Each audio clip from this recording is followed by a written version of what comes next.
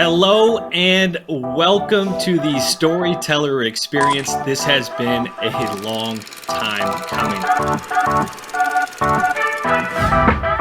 My name is Sky Muller. And I'm Christine Chalk, and mark my words, we are quite literally the least important people you'll hear from today. I mean it. We've got an absolutely stacked roster of some of the best storytellers out there.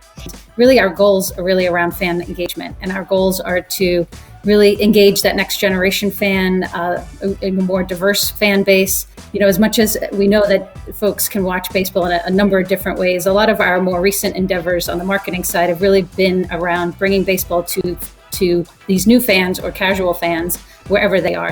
So really, it's all about content storytelling that engages, a younger and diverse audience. Fresh off inauguration coverage, Elijah Cohen, Director of Digital Content for Crooked Media.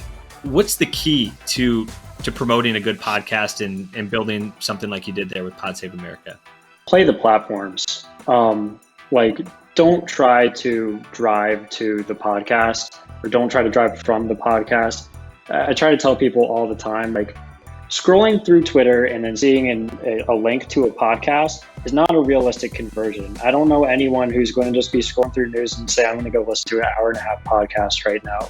So don't think of it as a marketing tool for your podcast in terms of actual conversion. Just have the best Twitter presence possible. But to close out day one, we've got none other than Fox Sports' Michael Buckland. I want to dive into this idea of Watch Party. Your team really capitalizes on these. And I think especially in this last year with an audience wanting to feel more connected. Michael, where'd the idea first come from to produce something like this? We try to lean into our strengths here. And we think that one of the biggest strengths our company has is live events. So if you're going to create an event that, a watch party, it's an alternative experience that you see on air, you got to do it differently, right? You got to give people a choice. If they want to listen to the best announcers to do it and they want to sit back and have a lean back experience, they have that. We have absolutely fantastic announcers. Competitors have fantastic announcers. We are not trying to supplement that.